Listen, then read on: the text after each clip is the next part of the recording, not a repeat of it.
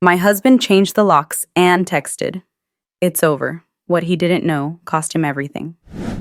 The first sign something was wrong was the suitcase sitting on our front porch. My suitcase, the navy blue Samsonite I'd packed for my month-long business trip to Singapore. The one that should have been inside our house, not abandoned on the porch like forgotten takeout. I frowned, setting down my laptop bag to fish for my keys, chalking it up to Rob's usual carelessness. My husband had many wonderful qualities, but thoughtfulness about household matters wasn't among them. When my key didn't slide into the lock, the second warning bell chimed in my head. When the doorknob refused to turn despite my increasingly desperate efforts, the third bell became a full-blown alarm. I stepped back, staring at the door of the home I'd left just 4 weeks earlier. The home where my 2 children and husband lived. The home I'd spent 6 years turning into a refuge for our family. I pulled out my phone to call Rob and noticed a text I'd missed during my flight. It's over. Don't make this harder than it needs to be. Lawyer will contact you. Kids are fine. Left your stuff on porch. 13 words, 6 years of marriage, 2 children, and a shared life.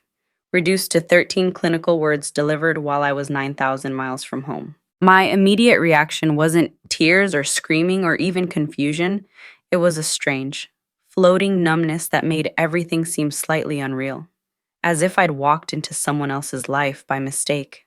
Are you okay, ma'am? I turned to find our neighbor, Mrs. Abernathy, peering over her hedge with concern etched into her kind, weathered face. Rob changed the locks, I heard myself say, my voice eerily calm, and apparently ended our marriage while I was on a plane. Her eyes widened with shock. Oh, my dear. I wondered about all that commotion last week. A locksmith came, and then that woman started bringing over boxes. Woman. My voice remained steady even as my brain scrambled to process this new information. Yes, young thing with red hair. Been coming and going like she owns the place. I assumed she was a relative. Mrs. Abernathy's expression turned sympathetic. Would you like to come in? Dear, call someone. I should have been crying, screaming, breaking windows. Instead, I felt something else taking hold, a cold, clear focus I recognized from my most challenging work negotiations. The calm that descends when emotions become a liability you can't afford. Yes, I said, picking up my laptop bag with steady hands. I need to make some calls. My name is Amanda Campbell. I'm 40 years old, the Chief Operations Officer of Meridian Tech Solutions, mother to Emma 10 and Liam 7, and as of approximately 5 minutes ago, the soon-to-be ex-wife of Robert Campbell. This is the story of how my husband tried to blindside me with the most calculated betrayal imaginable, and how I systematically dismantled his entire plan while barely breaking a sweat. Mrs. Abernathy's floral couch cushions had seen better days. But her tea was strong and her Wi-Fi password freely given, 2 things I desperately needed in that moment. The redhead started coming around 2 weeks after you left, she supplied, setting down a plate of lemon cookies. Pretty young thing, always dressed like she's going to a cocktail party rather than picking up children. The kids don't seem to like her much. Your Emma just glares at her. That sounded like my daughter. Emma had inherited my analytical mind and skeptical nature, while Liam was more like Rob, easygoing and trusting. My chest tightened, thinking about them coming home from school to find a stranger in their house, their mother suddenly gone without explanation. Do you know where my children are now? I asked. School, I'd imagine. They've been keeping normal schedules, catching the bus in the morning. Rob drives them sometimes, but mostly it's the redhead these days. The redhead, almost certainly Lisa Brown. Rob's administrative assistant at Campbell Financial Planning, the company we'd built together before I moved to Meridian, for a more challenging role. Lisa, who'd been hired 6 months ago. Lisa, who Rob had mentioned with increasing frequency in our conversations. Lisa, who was apparently now living in my house, sleeping in my bed, and driving my children to school. I pulled out my phone, bypassing Rob's number to call Emma's cell, the one we'd given her for emergencies when she started middle school this year. Mom, her voice was small but instantly sent relief coursing through me. Are you home? I am, sweetheart, but there's been a situation with the house. I'm at Mrs. Abernathy's right now. Dad said you weren't coming back. The wobble in her voice broke something inside me. He said you got a new job in Singapore and didn't want to be a mom anymore. The numbness evaporated like mist under a blowtorch. In its place rose a white-hot rage so pure it momentarily blinded me. That is absolutely not true, I said, fighting to keep my voice steady. I was always coming home today, exactly as planned. I would never, ever leave you and Liam. Do you understand me? Then why did Dad change the locks? Why is Lisa living here? Why did Dad pack up all your pictures? Each question was a knife twist. What kind of monster tells children their mother abandoned them? What kind of father inflicts that psychological damage on his own kids? I took a deep breath. Emma, those are all excellent questions that I promise I will answer. But right now, I need you to do something very important. Can you be my special agent? A watery giggle. You're what? My special agent. I need someone smart, observant, and trustworthy to help me understand what's been happening while I was gone. Someone who can keep this mission absolutely top secret. My special agent. I need someone smart, observant, and trustworthy to help me understand what's been happening while I was gone. Someone who can keep this mission absolutely top secret. Even from Liam, you can tell Liam I'm home and that I love you both very much.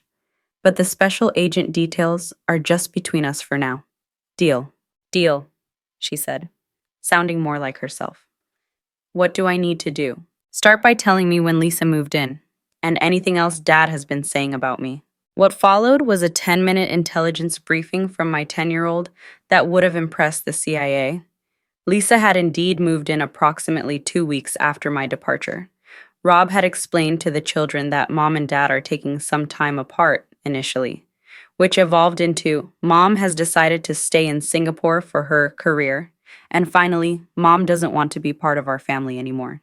Meanwhile, Lisa had been systematically redecorating the house, removing family photos, rearranging furniture, and most disturbingly, cleaning out my home office, boxing up my personal files and mementos. She even changed your side of the bathroom, Emma reported indignantly. It's all her makeup and stuff now, and she sleeps in your bed with Dad. I closed my eyes briefly. Emma, you're doing an amazing job. One more question, where are my personal files from the office, the ones Lisa packed up? In boxes in the garage. I heard Dad tell her to put them there until they could dispose of them properly. Dispose of them properly. The calculated nature of this takeover became clearer with each revelation. This wasn't an impulsive decision or a heat-of-the-moment affair. This was a planned coup, a systematic erasure of me from my own life. Emma, I need to make some calls now, but I'll see you very soon. Remember, secret agent. Don't let Dad or Lisa know we've talked. I won't. I hate her. Mom, and I'm starting to hate Dad too. Don't hate your father, I said automatically, even as part of me whispered that Rob had certainly earned it. This is a grown-up problem that isn't your fault. Just know I love you and Liam more than anything in the world, and I'm going to fix this. After hanging up, I looked up at Mrs. Abernathy, who was pretending not to eavesdrop while dusting the same shelf for the third time. I need to borrow your car, I said, and I need the name of the most ruthless divorce attorney in the city. Data. Jessica Jess Rogers of Rogers. Patel and Klein had a reputation that preceded her. Known in legal circles as the executioner, she specialized in high-conflict divorces where one spouse had behaved particularly badly.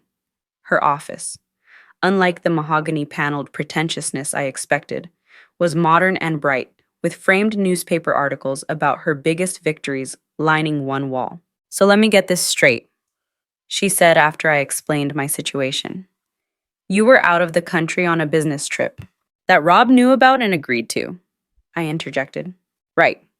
And while you were gone, he moved his mistress into your house, changed the locks, packed up your belongings, told your children you'd abandoned them, and is now attempting to dispose of your personal and financial documents.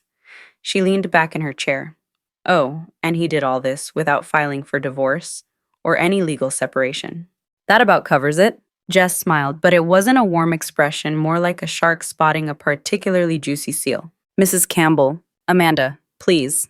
Amanda, I want you to know that in 15 years of practice, I've seen some spectacular examples of spousal misconduct, but your husband's actions are impressively comprehensive. He's managed to hit unlawful eviction, potential parental alienation, attempted destruction of documents, and several other actionable offenses in one fell swoop. She steepled her fingers. The good news is he's made our job significantly easier. How so? People who act this boldly, this recklessly, almost always make critical mistakes. They're so convinced of their own cleverness that they leave evidence everywhere. She pulled out a legal pad. Now, let's talk about immediate next steps. We need emergency orders for housing, for custody, and to preserve all documents and financial records. For the next hour, we outlined a strategy that was partly legal and partly tactical. I would need temporary housing immediately. I would need to secure my financial interests, which thankfully were substantial. I earned considerably more than Rob, though we'd maintained joint accounts for most expenses. I would need to document everything, from the locked doors to the boxes in the garage. What I don't understand, I said as we wrapped up, is why do it this way? Rob is a financial planner. He understands divorce. Why not just serve me papers like a normal person instead of this elaborate scheme? Jess's expression turned serious. Based on what you've told me, I have a theory. Your husband built his business while you were supporting the family with your corporate job. Correct. I nodded. I covered our living expenses so he could invest in Campbell Financial. We agreed it was short-term sacrifice for long-term gain. And now that business is successful, but legally half yours since it was built during the marriage with marital funds. The pieces clicked together in my mind. He's trying to create a narrative where I abandoned the family for my career, where I chose Singapore over my children. Exactly. If he can establish abandonment, he potentially limits your claim to the business assets that have accumulated since you left. More importantly, he improves his position for custody, which gives him leverage in financial negotiations. She shook her head. It's manipulative, but unfortunately not uncommon, especially when someone has a younger replacement lined up. Lisa's 26, I said flatly. 14 years younger than me. Of course she is. Jess rolled her eyes. Look, this is going to be unpleasant, but I need you to be absolutely honest with me. Has there been any actual strain in your marriage?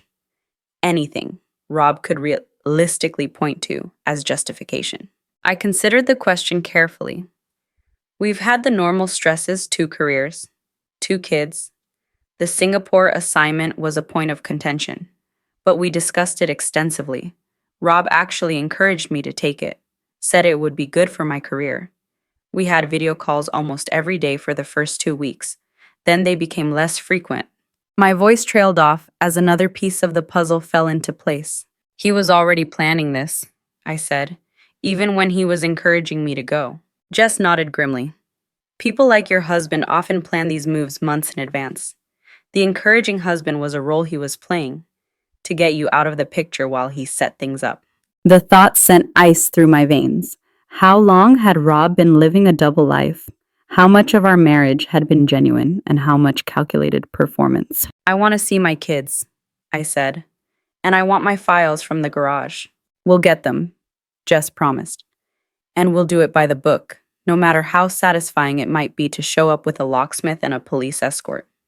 We're going to ensure you look like the reasonable, responsible parent throughout this process.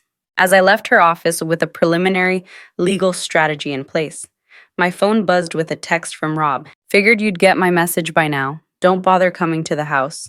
Lisa and I are building a new life with the kids. Be reasonable, and everyone can get what they need from this.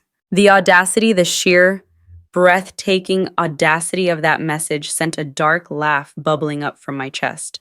After everything he'd done, he was telling me to be reasonable. I typed back, I'm home. We need to talk about the children. His response came quickly. Nothing to talk about. My lawyer will call yours tomorrow. I slipped my phone back into my pocket, a cold smile playing on my lips. Rob had always underestimated me in business, in parenting, and apparently in divorce. His mistake this time would be his last. The judge who heard our emergency petition the following morning was a woman in her 60s with steel gray hair and reading glasses perched on her nose. Judge Harriet Chen had, according to Jess, little patience for nonsense, and a particular distaste for parents who use their children as pawns. Your Honor, my client has been illegally evicted from her family home while traveling for work, Jess began. Her husband changed the locks, moved his girlfriend in, and has been telling their children that their mother abandoned them all without any legal proceedings whatsoever. Rob's hastily acquired attorney, a nervous man named Gerald Morton, shuffled his papers. Your Honor, Mr. Campbell had reason to believe his wife was planning to remain in Singapore permanently. He was simply establishing stability for the children. Judge Chen peered over her glasses. By telling them their mother abandoned them and moving in his paramour, that's your definition of stability, Counselor. Morton flushed. Mr. Campbell may have been overzealous in his communications. But Mrs. Campbell has an established job here in the city, Jess interrupted. She was on a temporary assignment that both parties agreed to beforehand. She had a return ticket, which I've submitted as evidence. There was never any plan to remain abroad. Furthermore, Jess continued, we have reason to believe Mr. Campbell is planning to destroy documents relevant to the financial aspects of this divorce. We're asking for immediate access to the marital home, a preservation order for all financial documents, and temporary custody for Mrs. Campbell pending a full hearing. Judge Chen studied the affidavits and supporting documents for several long minutes. Then she looked directly at Rob, who was attempting to project the image of a concerned father rather than a man caught in spectacular misconduct.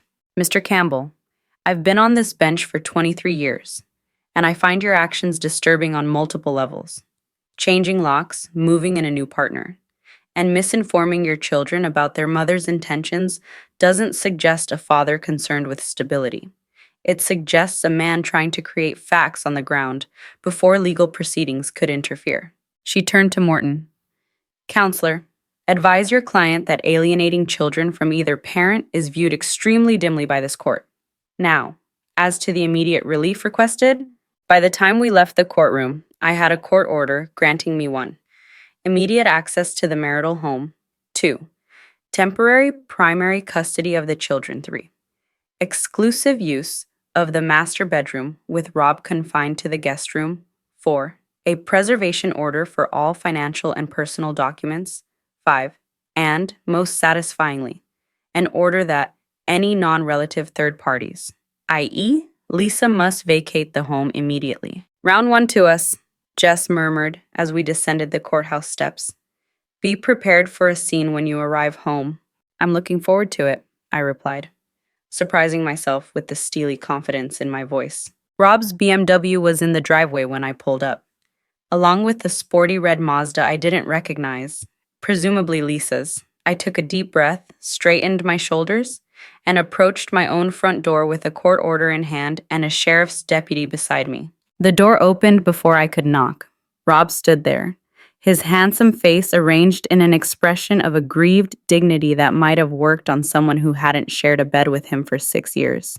This isn't necessary, he said, gesturing to the deputy.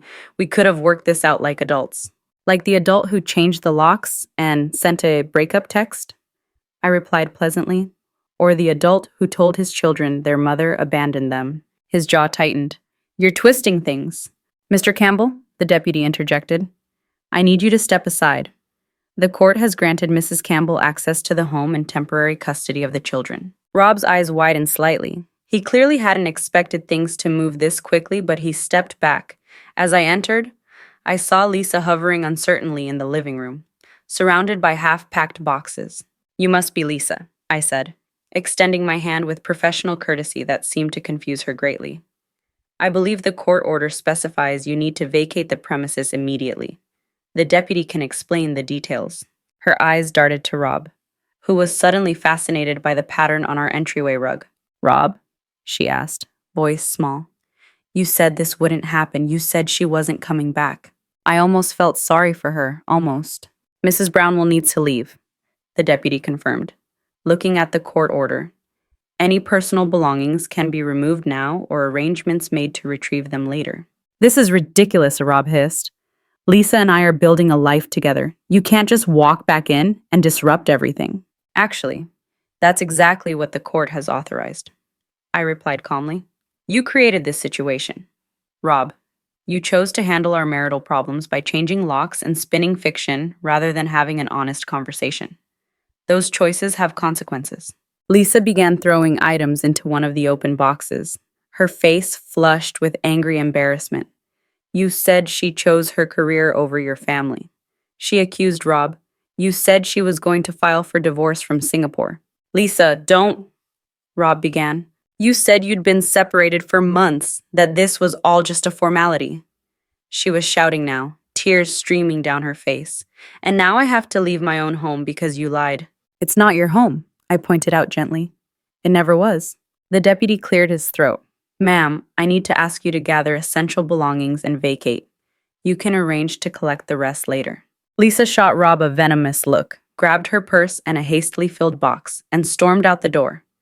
The slam reverberated through the house. I hope she was worth it, I said to Rob when we were alone. He ran his hand through his hair, a gesture I once found endearing, but now saw as calculated. This isn't the end of this, Amanda. You might have won this round, but you have no idea what you're up against. I smiled. That's where you're wrong. I know exactly what I'm up against.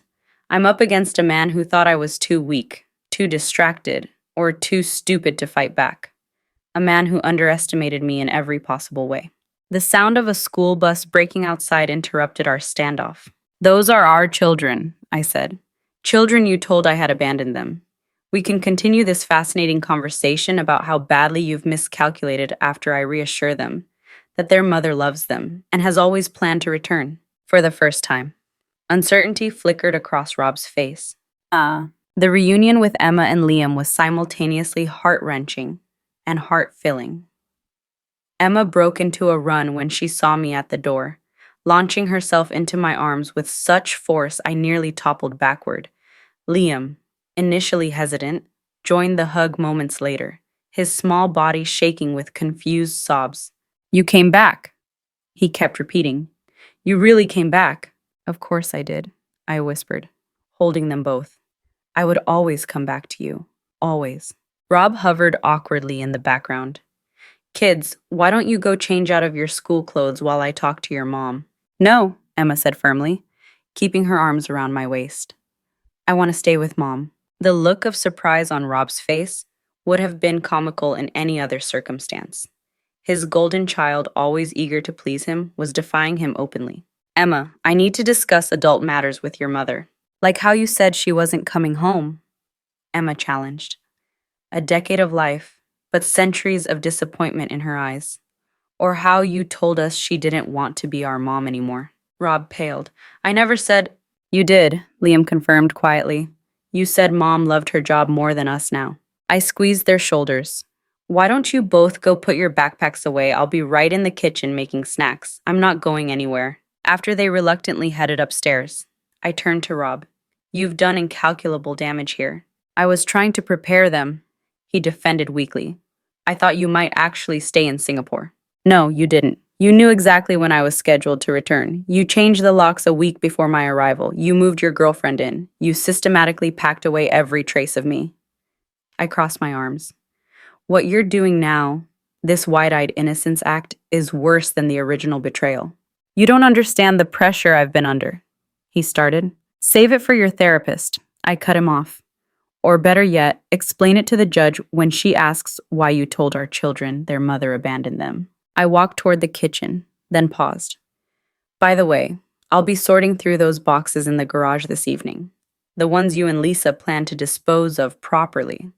I'm particularly interested in retrieving the financial documents related to Campbell Financial, you know, the business I funded while working at Meridian. The color drained from his face. Those are just old papers. Then you won't mind if I review them, I replied sweetly, and left him standing there, finally beginning to understand the magnitude of his miscalculation. The boxes in the garage were a treasure trove of evidence. Rob, in his arrogance, hadn't even bothered to go through them himself. apparently trusting Lisa to handle the dirty work of erasing me. Among family photos and personal mementos were files that outlined every financial contribution I'd made to Campbell Financial, hundreds of thousands of dollars from my salary and bonuses that had funded his startup costs, office lease, initial staffing, and marketing. Even more damning were emails and text messages I'd carefully archived over the years, showing Rob's explicit acknowledgement that my income was supporting the family while he built the business, with clear promises about my stake in the company once it succeeded. "These are gold," Jess confirmed when I brought the documents to her office the next day. "He can't claim these were your contributions as a wife supporting her husband. These are documented investments with explicit discussion of returns." "There's more," I said, sliding over another folder. His big client, the one that turned Campbell Financial from struggling to successful, was Martin Reynolds. "The Martin Reynolds, the tech billionaire," I nodded. "The very same. And guess who introduced them?" Understanding dawned on Jess's face. "You did." "Reynolds was my mentor at my first job out of business school. When Rob was struggling to find high net worth clients, I reconnected with Martin and set up the introduction. It's all documented in these emails." Jess thumbed through the exchanges, her smile growing wider with each page. "So not only did you financially support the business, you provided its most valuable client relationship." "Reynolds accounts for approximately 40% of Campbell Financial's revenue," I confirmed, "and his referrals make up another 25%. The entire business success is directly traceable to my network." "This changes everything," Jess said. "We're not just talking about a favorable division of assets anymore. We're talking about establishing that Campbell Financial exists because of you." I leaned back in my chair. I never wanted it to come to this. I would have been happy with a reasonable settlement and a civilized co-parenting arrangement. Rob is the one who chose nuclear. "Speaking of nuclear," Jess said, "have you looked at the company credit card statements?" I hadn't. But the forensic accountant Jess had engaged certainly had. The resulting report was illuminating. For months before my Singapore trip, Rob had been using the company card for expenses that could charitably be described as non-business. Jewelry purchases from Tiffany's, not for me. Weekend getaways to luxury resorts, not with me. A down payment on Lisa's red Mazda. Disguised as a marketing expense, he was using company funds that existed because of my investment and connections to finance his affair. I said. Surprisingly calm. "How poetic." "And illegal," Jess added. "This is misappropriation of company assets." The picture that emerged over the following weeks was one of calculated betrayal that extended far beyond a simple affair. Rob had been methodically preparing for my disposal for months, possibly longer. He had been siphoning money from the company, preparing a narrative of abandonment, and setting the stage for a divorce where he would retain the business, the house, primary custody, and the girlfriend. Instead, he found himself living in our guest room, as per court order, explaining to his girlfriend why she'd been evicted, watching his children's trust in him crumble, and facing a forensic audit of his business practices. The most satisfying moment came during a chance encounter with Martin Reynolds, who called me directly after hearing rumors about the situation. "Amanda, what the hell is going on? I'm hearing disturbing things about Rob." I explained as professionally as possible, keeping to verifiable facts rather than emotions. Martin was silent for a long moment. Then, "I'm pulling my accounts from Campbell Financial, all of them, today." "Martin, that's not necessary." "It absolutely is. My relationship is with you, not him. It always has been. The only reason I trusted him with my money was because you vouched for him." He paused. "Besides, no man who would treat his wife and children this way deserves my business. That's not who I invest with." By the end of the week, Campbell Financial had lost 65% of its client base. Martin Reynolds wasn't just withdrawing his own accounts, he was making calls. 3 months after finding my suitcase on the porch, I sat across from Rob and our respective attorneys in a mediation session. The man before me was almost unrecognizable from the confident, calculating husband who had orchestrated my removal. His normally immaculate appearance was rumpled. Dark circles underlined his eyes, and the easy charm that had once defined him was nowhere to be seen. "Mr. Campbell, are you prepared to discuss a reasonable settlement?" the mediator asked. Rob looked at his attorney, who nodded wearily. "My client is prepared to accept Mrs. Campbell's terms," the attorney said. Those terms, carefully crafted by Jess and me, included: the family home would be sold, with proceeds split equally. I would receive 70% ownership of Campbell Financial, what remained of it. We would share joint legal custody of the children.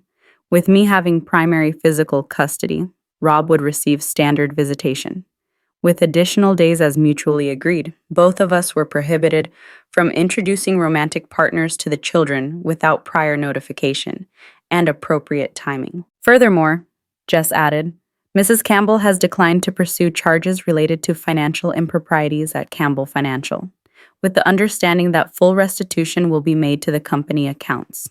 Rob flinched visibly. The forensic audit had uncovered even more extensive misuse of company funds than initially suspected. "My client agrees," his attorney confirmed. "And one final point," I said, speaking directly to Rob for the first time. "I expect you to correct the narrative you created with our children. They need to hear directly from you that I never planned to abandon them, that I always intended to return from Singapore, and that the things you said about me were untrue." Rob's jaw tightened, but he nodded stiffly. As we signed the preliminary agreement, I felt no triumph, only a weary relief that the worst was behind us. Rob avoided my eyes, a shell of the man who had once stood beside me at an altar and promised forever. "For what it's worth," he said quietly as we gathered our things, "I didn't start out planning all this." "Does it matter how it started?" I asked. "The choices you made along the way, the lies, the manipulation, using our children as pawns, those were deliberate." "Lisa made me feel alive again," he said, as if that explained everything. "And where is Lisa now?" "Rob." He looked away. Lisa had departed shortly after discovering that Rob had lied to her as well about his separation, about his financial situation, about everything.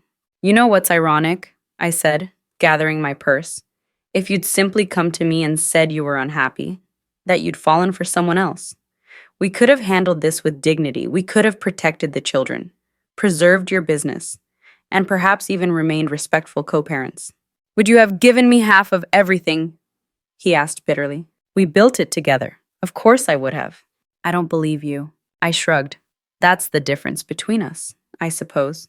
You projected your own capacity for betrayal onto me and acted accordingly. I expected better from you and was disappointed." On my way out of the mediation room, Jess squeezed my shoulder. "You did well. Not everyone could have maintained your composure through all of this." "I did it for Emma and Liam," I said. "They deserved at least one parent who could put their needs first." A year has passed since I found my suitcase on the porch. The divorce is final. The house has been sold. I've moved with the children to a comfortable townhouse closer to my office. Rob has a small apartment across town and sees the kids every other weekend, plus Wednesday dinners. Campbell Financial exists in name, only a boutique operation with a handful of loyal clients who didn't follow Martin Reynolds' exodus. Rob works there alone now, humbled but, I hope, wiser. Emma and Liam have adjusted as well as can be expected. They have a good therapist who has helped them process their father's betrayal without demonizing him. I've kept my promise never to speak ill of Rob, despite the temptation on difficult days. As for me, I've been promoted to Chief Strategy Officer at Meridian, with a salary increase that has more than replaced any financial losses from the divorce. I've made peace with most of what happened, though I still occasionally wake at night, wondering if there were signs I missed, warnings I ignored. Last week, Emma asked me a question that caught me off guard. "Mom, are you glad Dad changed the locks?" After considering it carefully, I answered honestly. I'm not glad about how he did it or why he did it, but I've learned that sometimes the worst moments of our lives lead us to strength we didn't know we had. So no, I'm not glad it happened, but I'm proud of how we've all grown through it. She nodded thoughtfully. "Lisa wasn't very nice, but she said something once that was true." "What was that?" "She said Dad didn't realize who he was dealing with when he tricked you. She said you were way smarter than he thought." I smiled despite myself. That might be the only thing Lisa and I would ever agree on. There's a particular strength that comes from being underestimated, then proving everyone wrong, not with words, but with quiet, methodical action. Rob's betrayal was calculated, cruel, and comprehensive, and it revealed a capacity for resilience within me that I might never have discovered otherwise. My name is Amanda Campbell. I'm 41 years old, Chief Strategy Officer at Meridian Tech Solutions, and mother to two incredible children who are watching me rebuild our lives with grit and grace. My husband thought he could erase me while I was too far away to fight back. What he didn't realize was that distance has never been a factor in my capacity to prevail.